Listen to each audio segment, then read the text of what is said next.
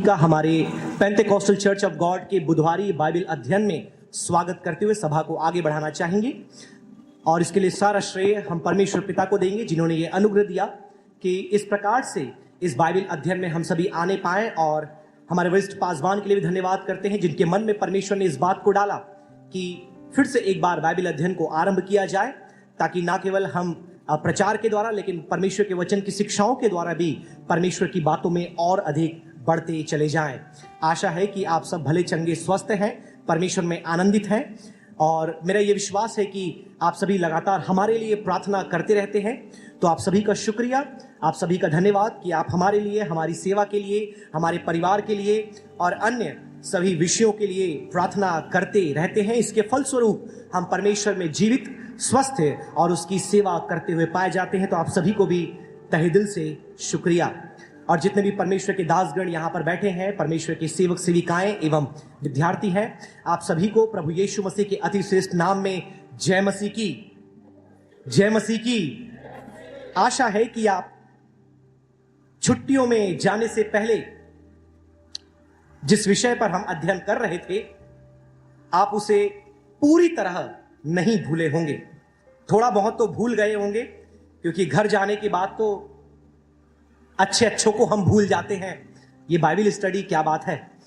लेकिन 11 अध्याय जो कि अंतिम अध्याय था, इससे पहले की छुट्टियां लगी, उसके 11 अध्याय के अध्ययन के उपरांत हमने सभा को समाप्त किया था या स्थगित किया था।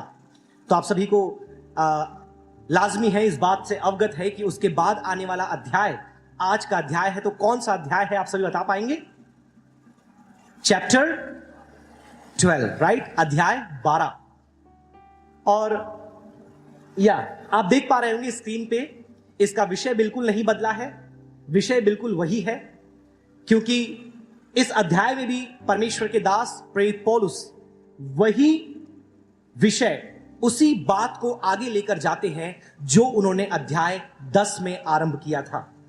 अध्याय 10 में क्या आरंभ किया था?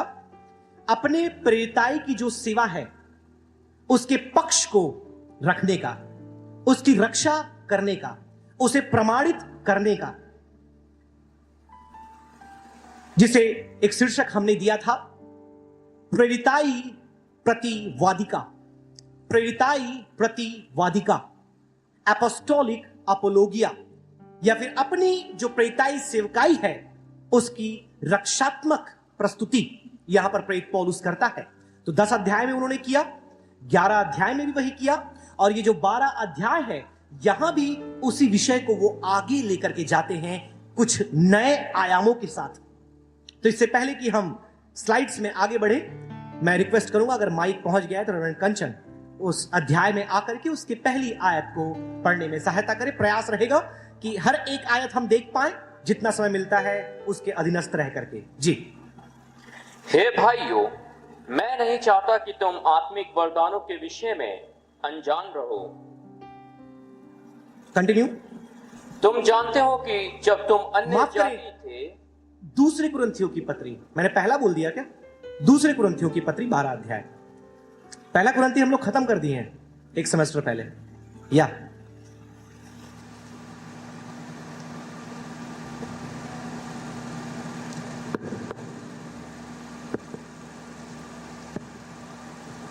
यद्यपि घमंड करना मेरे लिए ठीक नहीं, तो भी करना पड़ता है।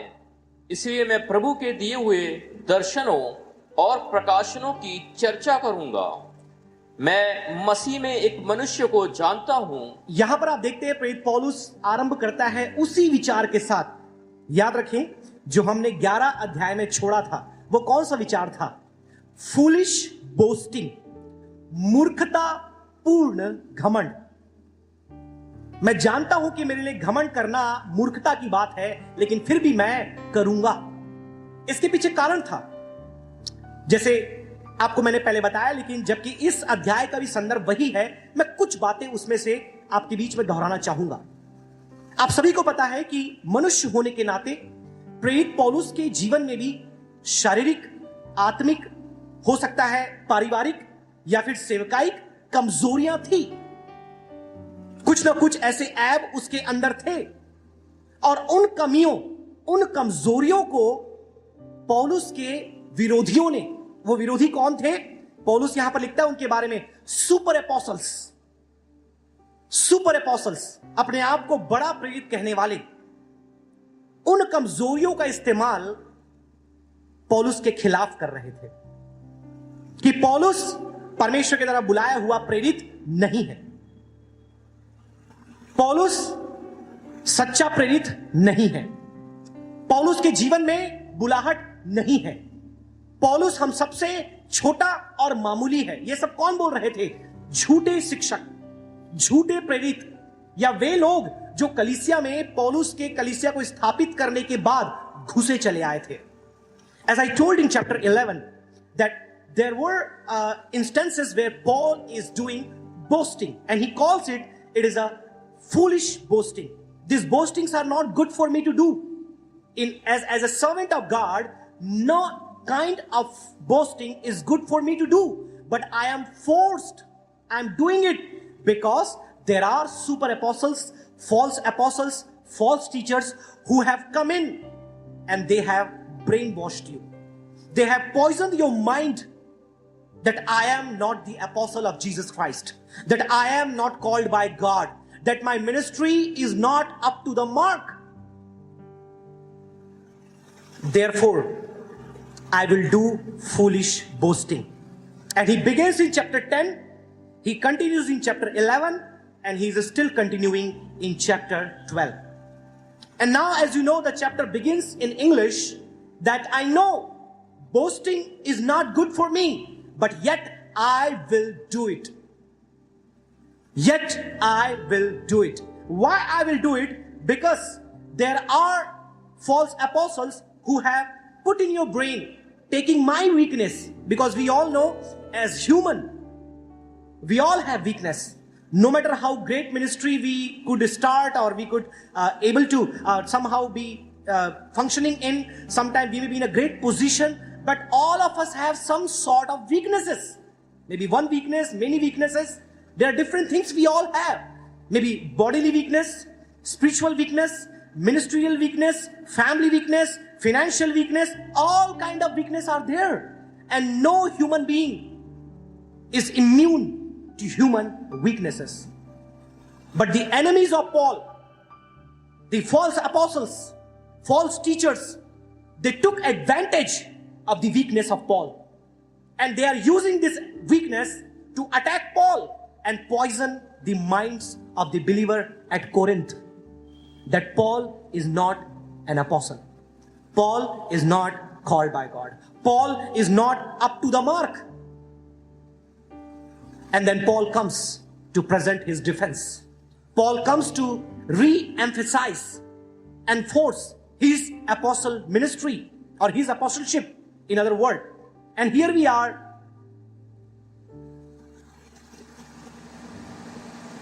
where you see, we have heard several times this theme, but again I would like to repeat, because we are again continuing after 2-3 months. So what is the purpose of writing 2 Corinthians? There are only four major purposes. The first purpose is to explain the delay. You know, explain the delay. Make that article. He says that I wanted to come long before I've been planning, but I got delayed. So he explains in this chapter why I'm delaying. दूसरे कुरिन्थियों को लिखने के पीछे 4 मुख्य उद्देश्य पाए जाते हैं. उसमें से पहला उद्देश्य है कि पौलुस का इस कलीसिया में आने में विलंब क्यों हुआ, वो इस पुस्तक में समझाता है. दूसरी बात, exhort to forgive. We all know that there was one believer or more than one believer who committed some sin and people were not accepting him. So Paul writes this part of this letter to encourage, to exhort believers to forgive a brother who has sinned and repented.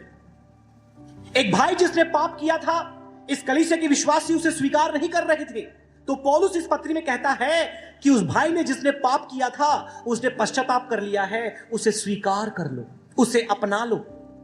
Third, Paul writes this letter to enlist the financial support. जो आर्थिक मदद उसे मिली थी दूसरी कलीसियाओं के लिए, उन बातों को सूचीबद्ध करने के लिए वह इस पत्री को लिखता है। And the last and the final, which is our topic, at least for last 2 Bible studies, is to enforce apostleship, enforce his apostolic ministry, अपने प्रेरिताई सेवकाई को पुनः स्थापित करने के लिए, प्रमाणित करने के लिए वह इस पत्री को लिखता है। कम से कम 3 अध्याय में इसका जिक्र वो करता है, 10, 11 और 12। ये 4 मुख्य उद्देश्य हैं जिसके साथ परमेश्वर का दास प्रेरित पौलुस इस पत्री को लिखता है। Now when you go ahead with a brief looking at the purpose of this book, we have the outline of this chapter. Now these are the 4 major parts that most of the commentators agree to divide this chapter into. The first one is account of visions and revelations. We all know Paul as a man of God. He had been given so many visions and revelation. To be very specific, at least 7 visions and revelations you see Paul has received in his life. परमेश्वर का दास होने के नाते पौलुस कम से कम 7 दर्शन और प्रकाशन को प्राप्त करता है। तो उन प्रकाशनों में से कुछ प्रकाशन और दर्शन के बारे में वो इस अध्याय में लिखता है। इसलिए पहला भाग जो है इस अध्याय का, पहली आयत से लेकर तो 6वीं आयत तक, वो है दर्शन के बारे में जो पौलुस को मिला, उसका विवरण वो देता है। दूसरा जो है 7 आयत से लेकर 10 आयत तक आप देख सकते हैं, जो कांटा, आप बोलोगे सर ये बार बार कांटा घूम के आ जाता है। संडे के दिन में आपने प्रचार किया इजराइलियों के रास्तों में कांटे, और आज फिर लेकर के आए पौलुस के जीवन में कांटा। क्या करे, इतने कांटे हैं जीवन में आजकल, कांटों के बारे में बात करना ही पड़ता है। तो यहां पर वो प्रेजेंट करता है अपोलोगिया फॉर थॉर्न। जो कांटा उसके जीवन में था, उसके लिए वह एक प्रकार का अपने जीवन में रक्षात्मक प्रस्तुति देता है कि कैसे वो कांटा उसके जीवन में आशीष का कारण है या परमेश्वर से अनुग्रह की अनुभूति करने का कारण है, उसके बारे में बताता है 7 आयत से लेकर तो 10 आयत तक। फिर तीसरे भाग में आप देखेंगे 11 आयत से लेकर 13 आयत तक अपने प्रेरिताई सेवकाई के चिन्ह के बारे में बताता है, साइंस ऑफ एन अपोस्टल, अपने प्रेरित होने के प्रमाण के बारे में बताता है। और कम से कम 4 प्रमाण हम देखेंगे वो अपने प्रेरिताई सेवकाई के बारे में देता है। बहुत ही खूबसूरत है उसे देखना। और अंतिम भाग आप देख पाएंगे अफेक्शन फॉर चर्च। कुरिन्थ की कलीसिया के लिए पौलुस के दिल में जो प्यार था, जो लगाव था, जो बोझ था, आप उन बातों को 14 आयत से लेकर तो 21 आयत तक देख सकते हैं। कैसे प्रेरित पौलुस के दिल में एक बड़ा बोझ था उनसे मिलने का, उनमें सुधार करने का, उनको आत्मिक जीवन में बढ़ाने के लिए। उसके दिल के उस प्रणय को आप इस अध्याय में देख सकते हैं, जो कि 14 आयत से लेकर तो 21 आयत तक है। यह है इस पूरे अध्याय का मुख्य विभाजन। अब विभाजन देखने के बाद आप देख सकते हैं इसमें और भी बहुत सी बातें हैं। मैं जाना चाहूंगा अपने पुराने पद्धति में, the old methodology we used in chapter 12, that assessment of foolish boasting means, कहने का मतलब उस मूर्खतापूर्ण घमंड का विश्लेषण, और उसके बाद the account of foolish boasting, मतलब उस मूर्खतापूर्ण घमंड करने का विवरण। तो एक तरफ विश्लेषण और एक तरफ विवरण। One side we have the assessment and then we have account. Because as I told you, the idea, the concept, the thesis of Paul is same, to prove his apostleship. Now there are parameters through which he proves. He uses some of the things by which he proves. But he always says, why I am doing foolish boasting. मैं मूर्खतापूर्ण घमंड क्यों कर रहा हूं? He always gives the reason. So let's go to the first part, that why FB. Now FB is not Facebook. Okay, FB means foolish boasting, right? मूर्खतापूर्ण घमंड क्यों पौलुस कर रहा है? 2 कारण वो देता है, 2 कारण। मैं क्यों मूर्खतापूर्ण घमंड कर रहा हूं? Why am I doing foolish boasting? Would you please read with me verse number 11?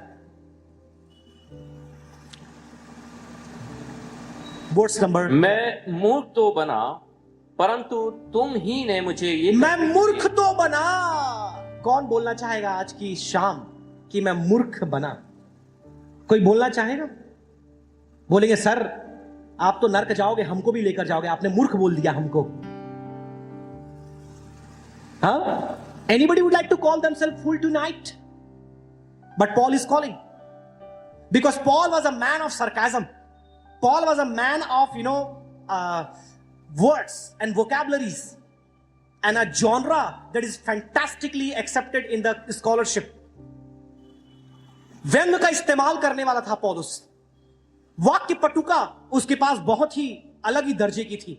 अपने आप में लिखने का जो उसका शैली था वो बहुत ही एक माहिर लेखक था।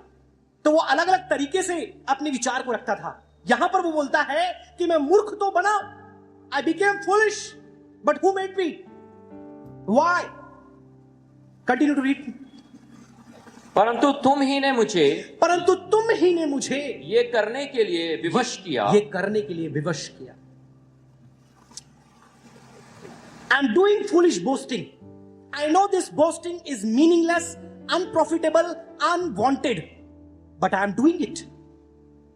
मैं जानता हूं कि मेरे इस घमंड के कोई कारण नहीं होना चाहिए, ये मूर्खतापूर्ण है, ये फलहीन है, इसका कोई प्रयोजन नहीं निकलता, लेकिन मैं कर रहा हूं। क्यों? The first reason, because of the pressure. दबाव, विवश तुम लोगों ने मुझे किया। Now some of you are taking picture or some of you are asking the old slide, so you can go in the blog and pull out the old teaching and this teaching. It is there on my website. You can pull it out, the whole slide or the script, and you can have a better reading of this teaching. Okay? So पौलुस कहता है कि मैं कर रहा हूं ये, लेकिन तुमने मुझ पर दबाव बनाया है, तुमने मुझे विवश किया है, तुम्हारी आत्मिक स्थिति नीचे जा रही है, इसलिए मैं मूर्खतापूर्ण घमंड कर रहा हूं।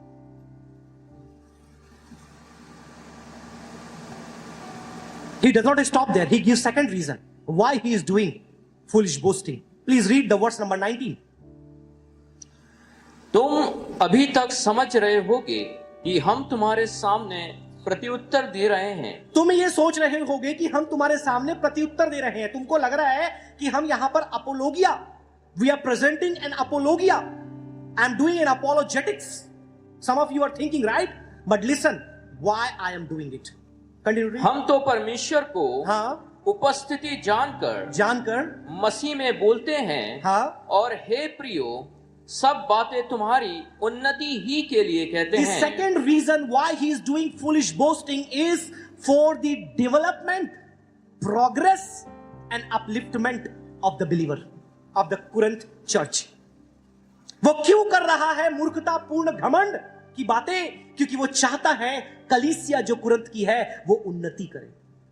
कहीं ना कहीं अवनति हो गई है, कहीं ना कहीं पतन हो गया है, कहीं ना कहीं वो नीचे चले गए हैं, कहीं ना कहीं वो परमेश्वर से दूर हो गए हैं। और पौलुस चाहता था कि ये लोग जो परमेश्वर से दूर हैं उसके पास आ जाए, उनके जीवन में उन्नति हो जाए, वो बढ़ने लगे। इसलिए वो मूर्खतापूर्ण घमंड करता है। लेकिन वो सुंदर सी से कहते, तुम्हें लगता है कि हम अपना क्या कर रहे हैं? वह हिंदी में क्या शब्द आया है? प्रत्युत्तर दे रहे हैं, राइट? तुमको लग रहा है कि हम प्रत्युत्तर दे रहे हैं, हम अपोलोजेटिक्स कर रहे हैं, we are doing apologia. No no no no no no. By the way, you all know as a student of the Bible that most of the New Testament are written as an answer to the question. The most of the part of the Gospels are written, by the way, to give an answer to the question. Or in a way, they are apologia. What is apologia? To give an answer to the question or the questioner. आपको मालूम होगा कि यीशु मसीह की सेवकाई के दौरान कई लोग यीशु के पास आए प्रश्न लेकर के, और उन प्रश्नों के उत्तर में आपको बड़ी बड़ी शिक्षाएं, दृष्टांत और डिस्कोर्स मिलते हैं। क्योंकि किसी ने प्रश्न पूछा, प्रभु यीशु मसीह ने उत्तर दिया, वो सुसमाचार का भाग बन गया। Right now when you come two letters, Paul दूसरा कुरिन्थी की पत्री क्यों लिख रहा है? क्योंकि कई सारे प्रश्न पौलुस को लिखे गए, कई सारे प्रश्न पौलुस को किए गए। पहला कुरिन्थी क्यों लिखा? कई सारी समस्याएं उनके पास थी, कई सारे प्रश्न उनके पास थे। गलाती की पत्री क्यों लिखा? Again they had lot of questions, they had lot of issues. In order to answer those questions, in order to deal with those issues, we have the large portion of New Testament corpus. So I thank God for the questions. I thank God for the issues. If they were not there, we would not be having these writings now. तो पौलुस प्रत्युत्तर तो दे रहा है, लेकिन क्यों दे रहा है? वो क्यों प्रत्युत्तर दे रहा है? कारण क्या है प्रत्युत्तर देने का? तुम्हारी उन्नति, हमारी उन्नति, कलीसिया की उन्नति। कई बार आपको भी लोग आकर के प्रश्न पूछते हैं, आपको पता है ये क्या है, आपको पता है वो क्या है, ये कहां से आया, वो कहां से आया। आपके जीवन में एक उद्देश्य होना चाहिए कि मेरे उत्तर देने बढ़ने लगे, उनकी जिंदगी प्रभु में बढ़ने लगे। और पौलुस यही सोचकर, चाहे कुरंथी हो, चाहे गलाती हो, चाहे इफिसस हो, चाहे कोलोसियंस हो, चाहे फालेमन हो, चाहे हिब्रूज हो, वो सब प्रश्नों का उत्तर, मुद्दों का उत्तर उनको देता है। That's why I always say one of the greatest apologists of all time is Apostle Paul, definitely after Jesus Christ. So now, when we have seen the first part, which is the assessment of foolish boasting, विश्लेषण हमने कर दिया कि क्यों वो कर रहा है। Now let's look together what he is boasting about. किन बातों पर वो घमंड कर रहा है, क्यों घमंड कर रहा है, किन बातों पर घमंड कर रहा है। Now this is very interesting. We read the verse number 1 and you see that Paul says, what does Paul say? Read the second part of verse 1. इसलिए मैं प्रभु के दिए हुए दर्शनों, इसलिए मैं प्रभु के दिए हुए दर्शनों और प्रकाशनों की चर्चा करूंगा। चर्चा करूंगा मतलब उसका बखान करूंगा और आपको बताऊंगा। क्या बताऊंगा? कि मेरे को कितने दर्शन मिले, मुझे कितने प्रकाशन मिले। हमारे भाई साहब बोलते हैं प्रकाशन शब्द कभी इस्तेमाल करना मत। मुझे कल रात में तैयार कर था, मुझे प्रकाशन मिला। नहीं तो प्रकाशित वाक्य 22 अध्याय के बाद जोड़ना पड़ेगा। आपको केवल अंतर्ज्ञान मिल सकता है। जितना प्रकाशन, जितना दर्शन और जितने परमेश्वर के वचन की बातें मिलनी थी वो मिल गई परमेश्वर के लेखकों को और उन्हें बाइबल लिख दिया। अब आपको उसे पढ़कर केवल क्या मिल सकता है? अंतर्ज्ञान। लेकिन पौलुस कहता है मुझे जो प्रकाशन मिला मैं उसकी चर्चा करूंगा, भले ये मूर्खतापूर्ण है, मैं करूंगा। And read the verse number 2। मैं मसीह में एक मनुष्य को जानता हूं। हाँ, नाउ ही बिगिंस। 14 वर्ष हुए कि ना जाने दे सहित ना जाने दे रहित परमेश्वर जानता है। या I know a man who before 14 years in the body, outside the body, got raptured, got taken up, or received revelation and the visions. I know about a man. Now most commentator, most theologian agree that Paul is talking about himself. But he is using more humble rabbinical way. You know, rabbi, whenever they used to talk about themselves, they will not take the second pronoun, the first pronoun. They will talk about third person. That was so humble way of talking about yourself. So Paul is here referring to himself, but talking in third person. I know about a man who before 14 years. Now before 14 years, some of the people try to connect this, the 14 years old story with his conversion. Because they connect sometime that when he is saying this, it has been 14-15 years since he got converted into faith and the vision that he received of Christ. He is talking about that vision. ये रब्बियों का लिखने का तरीका था कि जब वह अपनी तारीफ करते, अपने बारे में बोलते, तो वो अपना नाम नहीं लेते थे, लेकिन वो तीसरे व्यक्ति के बारे में बात करते थे। तीसरे व्यक्ति के रात में कि एक व्यक्ति ऐसा था, एक व्यक्ति ऐसा है, एक व्यक्ति के जीवन में ऐसा हुआ।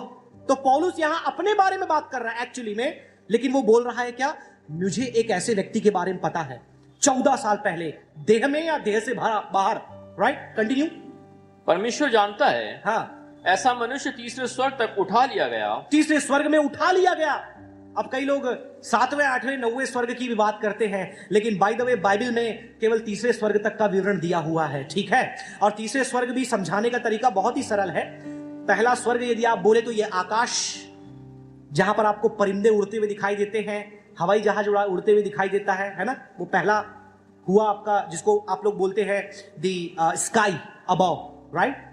देन यू गो अबव, उसके ऊपर आप जाते हैं तो आपको दिखता है तारे, ग्रह, कॉन्स्टिलेशंस, जितने भी प्रकार के अंतरिक्ष आपको दिखाई देता है, right, which is the second heaven, जो दूसरा स्वर्ग है। तो पहला स्वर्ग जहां तक एयरप्लेन जाता है, दूसरा स्वर्ग जहां पर रॉकेट जाता है, और फिर तीसरा स्वर्ग जहां कोई नहीं जाता, जहां केवल परमेश्वर रहता है। Now the first heaven is the sky above, where you see the airplanes and the birds. The second heaven is the firmament, or where the constellations and the stars and the planets you have. And the third and the final one, where nobody can go and nobody could go so far, is the abode of God, where God lives. This is what most of the theologians and commentators agree, the third level of heaven. Now some people, they claim to have gone to seventh heaven. Some people sometimes claim to have gone to the, and thank God Paul never boasted about this anywhere else. And if you read here also, he's saying that the things that man has seen is unspeakable. जो बातें मनुष्य ने या उस व्यक्ति ने स्वर्ग में देखी, वो मनुष्यों के लिए बोलने के योग्य नहीं है, और उसके बारे में नहीं बताता। This shows the humility and secrecy of what God had revealed to him. लेकिन आज आप इतनी किताबें, इतने आर्टिकल देख सकते हैं कि कल रात को मैं सोया था, मैं स्वर्ग में पहुंच गया। पिछले 7 सालों में 12 बार मैं स्वर्ग गया। पिछले 11 सालों में मैं 21 बार स्वर्ग गया। YouTube में आप जाएंगे, सबसे ज्यादा देखा जाने वाला वीडियो यदि आप देखें, स्वर्ग का दर्शन, नर्क का दर्शन, छोटी बच्ची स्वर्ग चली गई, छोटा बच्चा नर्क चला गया, उसने आग में ये चीजें देखी, उसने वहां जाके वो चीजें देखी, और इतने लाइक्स, इतने व्यूज, इतना कमेंट, सेंसेशनलिज्म। लेकिन पौलुस की बात करें, उसने कभी भी लोगों को भावनात्मक रीति से आकर्षित करने के बारे में नहीं सोचा। उसने जो सही है, जो बताने योग्य है, जो उन्नति के लिए है, वही बातें लोगों को बताई। और ये दर्शन के बारे में बात क्यों कर रहा है, स्वप्न दर्शन के बारे में बात क्यों कर रहा है? क्योंकि जो झूठे शिक्षक, झूठे प्रेरित थे, वो बड़े बड़े दर्शन की बात करके लोगों क्या कर रहे थे, अपनी ओर आकर्षित कर रहे थे। आप समझ रहे मेरी बात को? इसलिए पौलुस कहता है, ये मेरे लिए मूर्खतापूर्ण है कि मैं प्रकाशन और दर्शन की बात करूं। आज पुलपिट से, परमेश्वर से, वचन से ज्यादा प्रकाशन और दर्शन की बात चल रही है। और पौलुस कहता है, यह मेरे लिए मूर्खता की बात है यदि मैं प्रकाशन और दर्शन की बात करूं। Hope you are getting across. आशा है आपको समझ में आ रहा है मैं क्या बताने की कोशिश कर रहा हूं। Today all the time we hear from the preachers, so-called preachers, about the visions of heaven, visions of hell, revelation of heaven, revelation of hell, and all sort of hypothetical imaginary stories. All the time we've been bombarded, and people want to listen. Oh Bapre, he went to heaven? Oh man, he went to hell? Wow, what a fantastic, let me listen to this. But Paul says, it is utter foolishness for me to talk about it. And you would not believe, I will not name the author.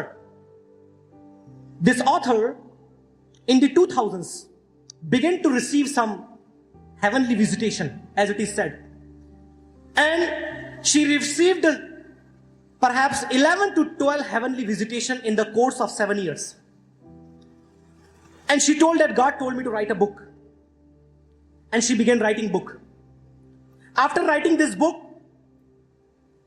it got published in the year 2003 or 4 around. After this book came in the market, It became a hit. It sold in numbers, in millions. It became the bestseller. And I did not know about this book.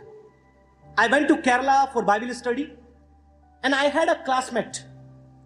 And whenever I will go to his room, he would be reading one book. Always he would be reading one book.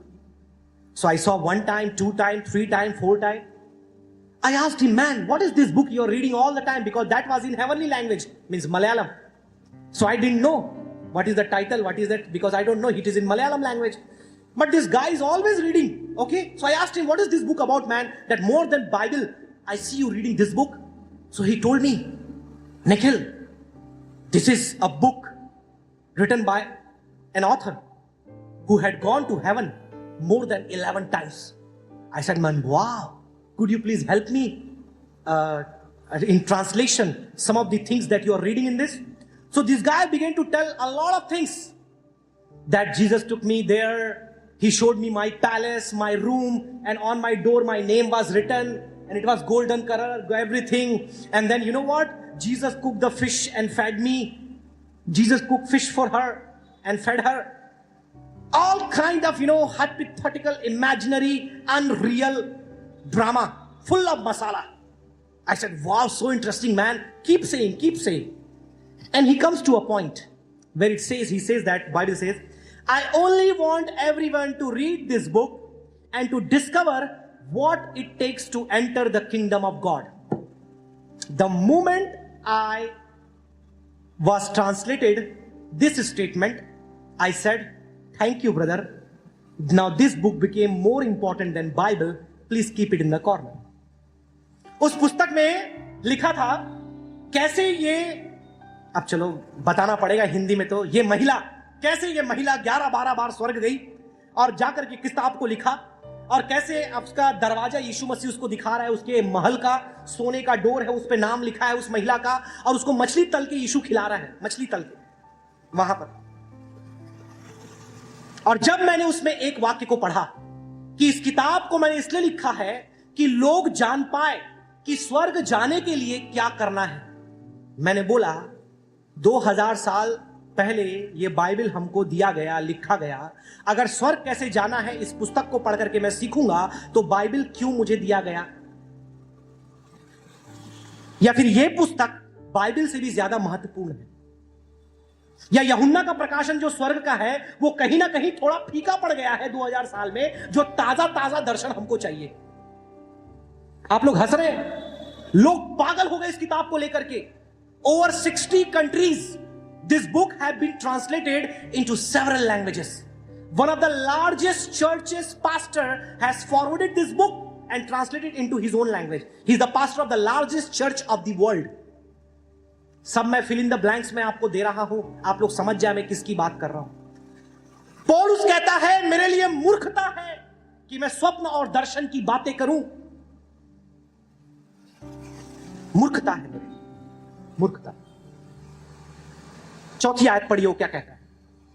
कि स्वर्गलोक पर उठा लिया गया, हाँ, और ऐसी बातें सुनी जो कहने की नहीं है, और जिनका मुंह पर लाना मनुष्य को उचित नहीं। मुंह पर लाना भी मनुष्य को उचित नहीं, क्योंकि पौलुस को मालूम था इसकी गंभीरता क्या है।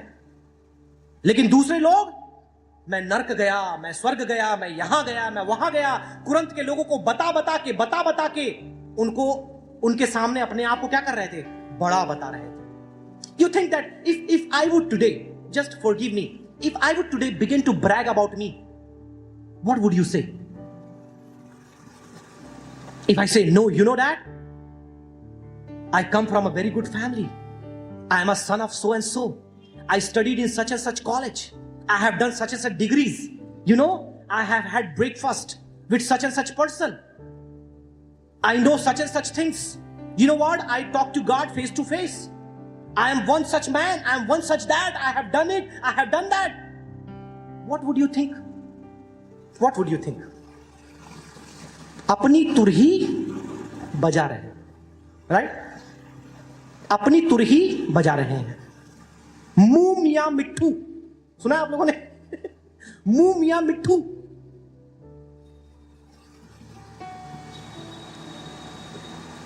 In a way, Paul is saying that if you have something, let people see and come to know what you have. You don't need to boast about it. You don't need to show off about it. You don't need to talk about it. If you have something, let people say. If you have some gift, let people say. Paul was one such humble man. But he says that you forced me. तुम्हारी उन्नति के लिए तुमने मुझ पर दबाव बनाया कि मैं घमंड की बातें कहूं, लेकिन फिर भी वो आगे की बातें पूरी नहीं बताता, बस दर्शन और प्रकाशन बोल करके चुप। अभी हमको कोई दर्शन दिख जाए, कब माइक मिले, कब डॉक्टर थॉमस बोले गवाही दो, कब मुझे मिल जाए और मैं पूरा पोक दूं।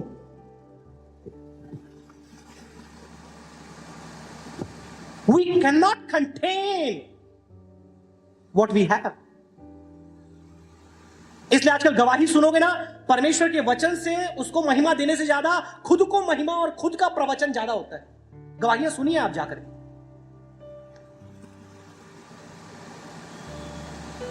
Time is running. Next thing the first is vision. Having vision, he boasts about having vision. Second, he boasts about having revelation. And verse number 9, please read it. पर उसने मुझसे कहा, मेरा अनुग्रह तेरे लिए बहुत है, क्योंकि मेरी सामर्थ निर्बलता में सिद्ध होती है। The next thing he's boasting about his weakness. Now again, this is very, very uncommon and unacceptable for the people at Corinth, because they only know about power, strength, might in the Lord. They never know about weakness in the Lord. That an apostle, a minister, a believer can have weakness also.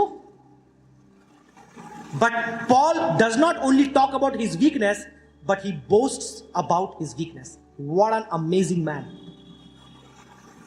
We cannot imagine. And he's doing it second time.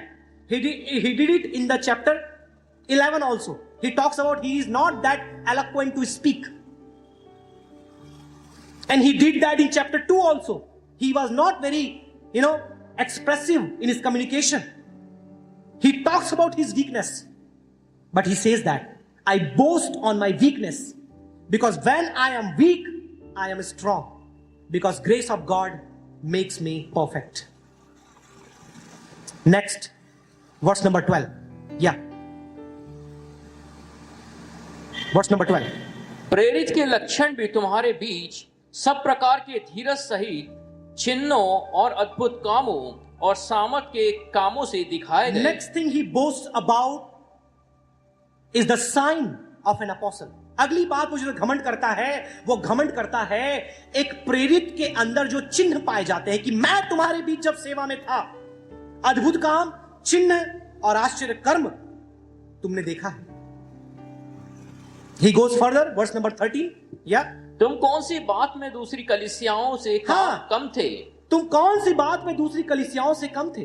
केवल इसमें कि मैंने तुम पर अपना भार न डाला। कि मैंने तुम पर अपना भार नहीं डाला, मतलब वो घमंड कर रहा है for his independent ministry. He was not dependent on people of Corinth for his ministerial support, because we know Paul was a self-dependent man who worked making the tents and raised fund for himself by working. पौलुस तंबू बनाता था और अपने लिए अपनी व्यवस्था करता था। वो कुरिन्थ के लोगों से पैसा लेकर के अपना गुजारा नहीं किया। वो घमंड करता है इस बात पर। उसके पीछे कारण है वो क्यों घमंड करता है। So hope you understood the assessment of foolish boasting and the account. Now let's quickly go to the next important topic of this chapter, which is the sign of an apostle. When we come to verse 11 to 13, we see 4 signs that recently Reverend Kanchan has read. There are 4 signs he says that an apostle should have, which is perseverance, right? Hindi में आया होगा धीरज। एक सेवक के अंदर क्या होना चाहिए? धीरज होना चाहिए, संयम होना चाहिए, which is very, very essential. Second thing he talks about, an apostle should have signs. Next he talks about he should be able to perform wonders. And next thing he says, mighty deeds. And he proves himself that when I was there, I did all of this. And then you call me, I am not an apostle? मैं तुम्हारे बीच में था, मैंने ये चारों चीजें तुम्हें दिखाई, और तुम आज बोल रहे हो किनकी बातों में आकर के? झूठे प्रचारकों, प्रेरितों के बातों में आकर के कि तुम हमारे प्रेरित नहीं हो, या तुम छोटे हो, या तुम मामूली हो, तुम्हारा कोई महत्व नहीं।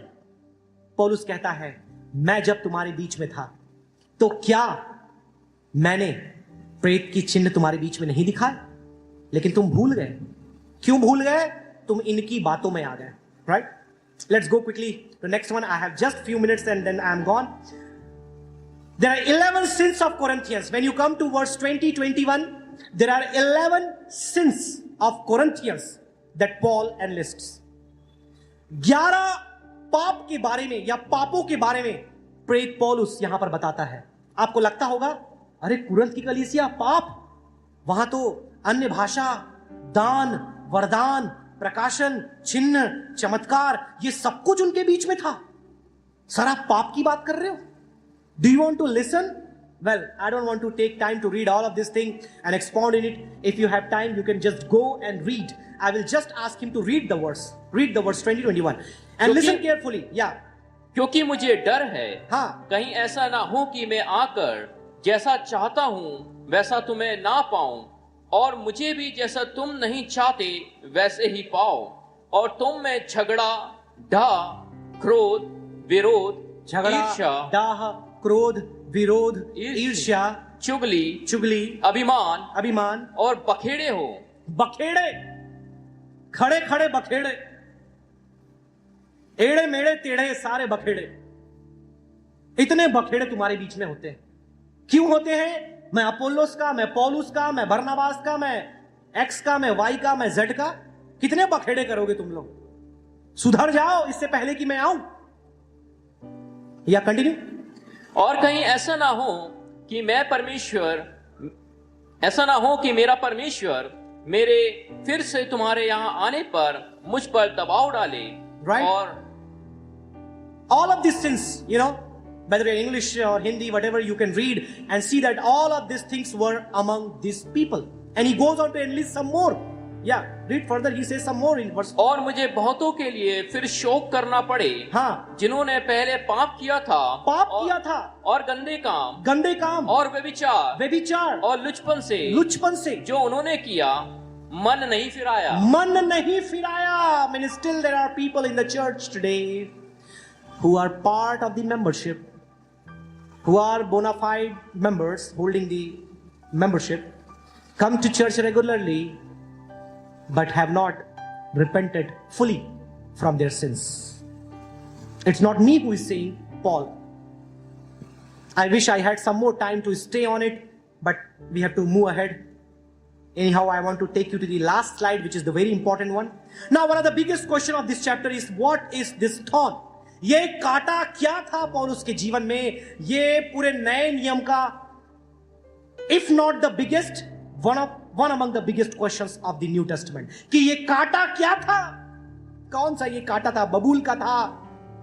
गुलाब का था?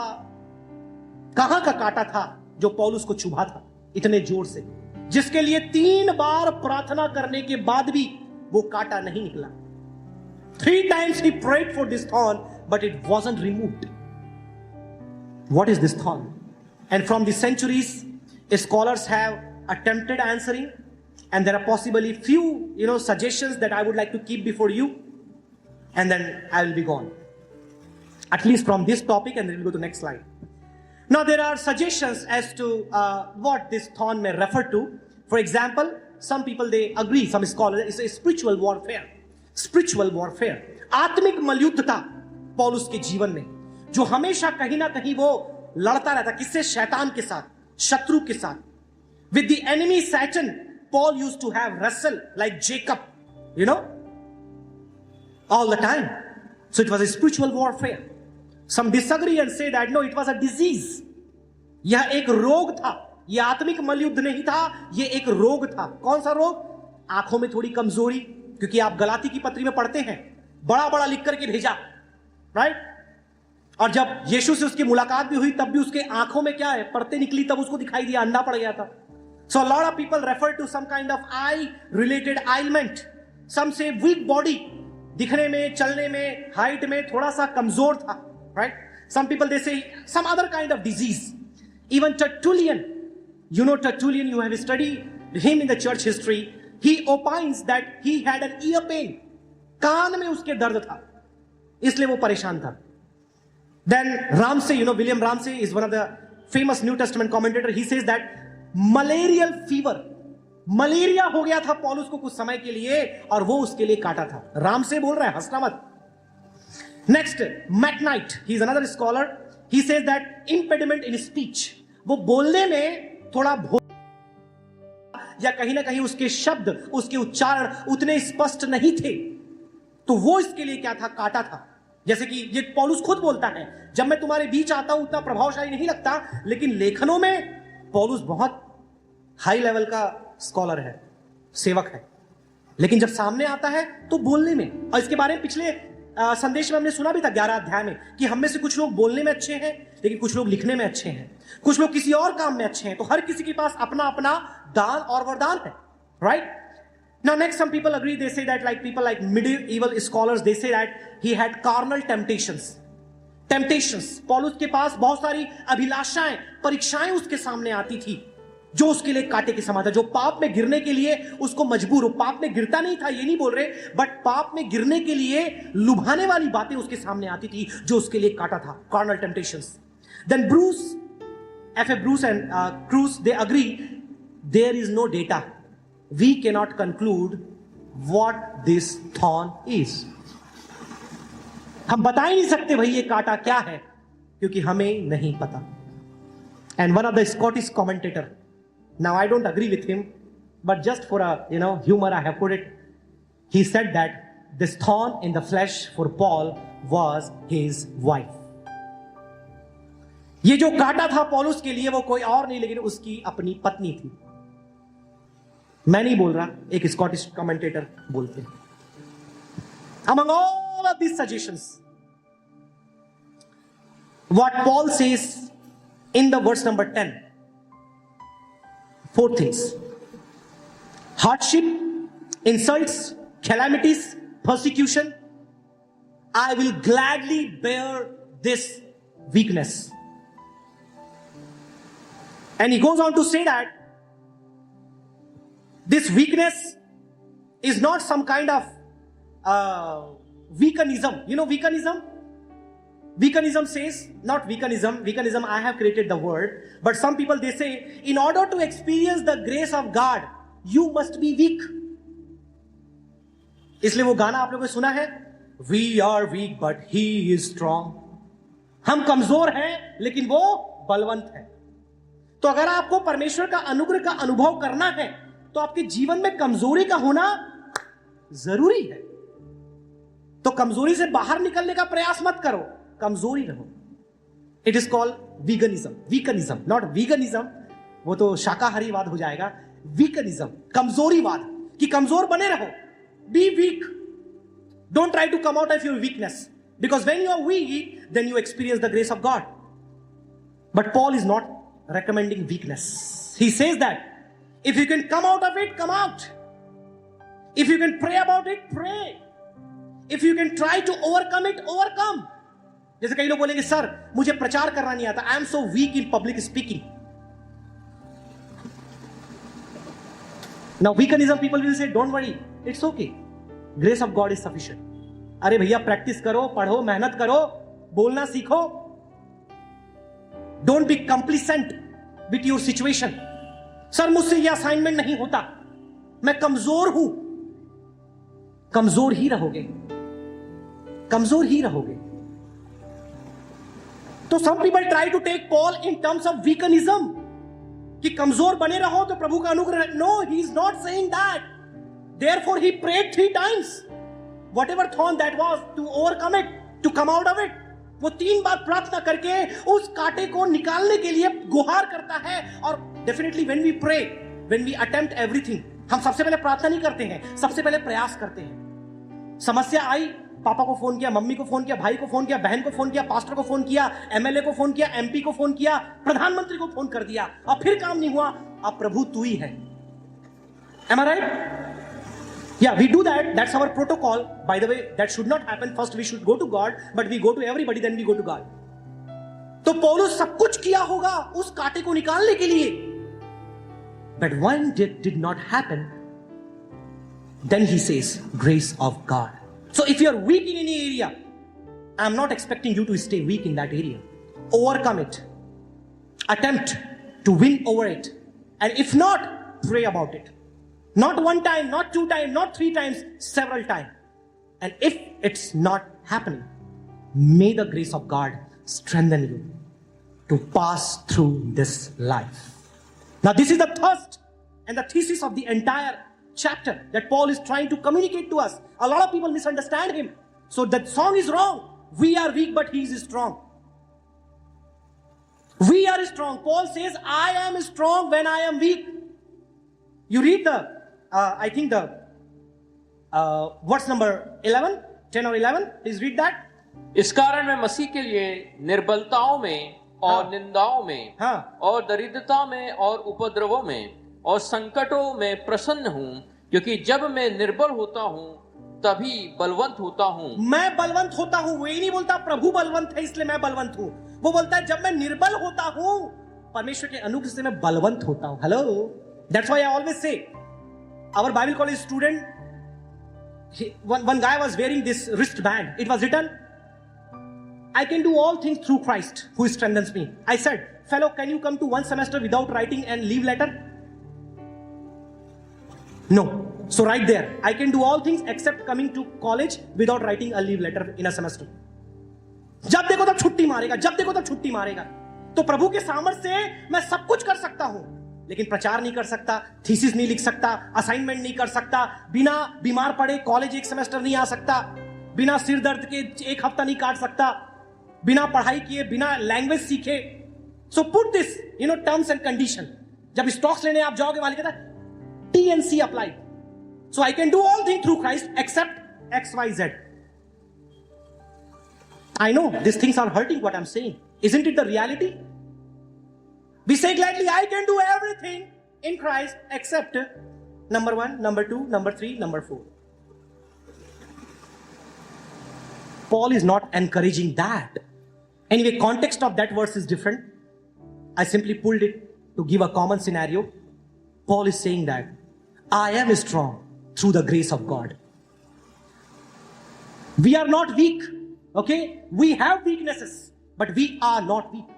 We are strong because God's grace is there in our life. That's why one thing our president always gives more emphasis, that we need to have the layers of grace over grace over grace. अनुग्रह की परतें हमारे जीवन में होना बहुत जरूरी है. And now I am just on my last slide. If you read all of these points, all of this outline, and you think that, oh God, what is chapter 12? I don't get it. 3 things you take and go. 3 takeaway lessons. The first, focus on humility, not on sensationalism. Focus on humility, not on sensationalism. It is sensationalist, but actually it is sensationalism. In this world, people are trying to create sensationalism, attract people towards unwanted things, toward the dreams and toward the another kinds of imaginary world, emotions, attractions. But Paul says that humility is the true essence of a servant of God that we all should have. Genuine humility, okay? Don't boast about yourself. Let people boast about you. Don't brag about yourself. Let people brag about you. If you have some gift, some calling, let people see and say it. Next thing, focus on grace joyfully, not on weakness. More than your weakness, you focus on the grace of God. अपने जिंदगी में कमजोरियों को देखने के बजाय आप परमेश्वर की ओर देखें, उसके अनुग्रह की ओर देखें. जैसे किसी ने बोला है ना, पहाड़ को मत देखो, उस पहाड़ को बनाने वाले को देखो. जिंदगी की समस्याओं को मत देखो, उस समस्याओं पर जय देने वाले को देखो. Don't look at the problems, look at the provider. Don't look at the mountains, look at the mighty God. Don't focus, but focus on grace. Joyfully. पौलुस बोलता है मैं आनंद के साथ अपनी कमजोरियों में आनंदित होऊंगा. कमजोरी में कौन आनंद होता है भाई? दर्द में, बीमारी में, तकलीफ में कौन आनंदित होता है? पौलुस, last and final, Focus on strength of people, not on weaknesses. पौलुस की कमजोरियों पर लोग गौर कर रहे थे, तीतुस की कमजोरियों पर लोग गौर कर रहे थे। वो टाइटस के बारे में आगे बताता है। सारे प्रेरितों की कमजोरी को वो देख रहे थे, लेकिन पौलुस कहता है आई एम स्ट्रांग। मैंने जो तुम्हारे बीच में सेवा की उस पर याद करो, मैंने जो तुमसे प्रेम किया उसे याद करो, मैंने तुम्हारे लिए अपने आप को दे दिया उस पर गौर करो ना भाई। कमजोरी है मेरे अंदर, तुम्हारे अंदर भी है, आजकल के हर एक पास्टर सेवक के अंदर भी है। But are they serving God faithfully? Are they ministering? Are they working for the church? Yes. So focus on strength of people, not on their weaknesses. May the good Lord bless all of you. I would request Dr. Jayanta to come forward and pray and conclude this session with the benediction. Once again, thank you all for being a wonderful piece of it, and God bless you all.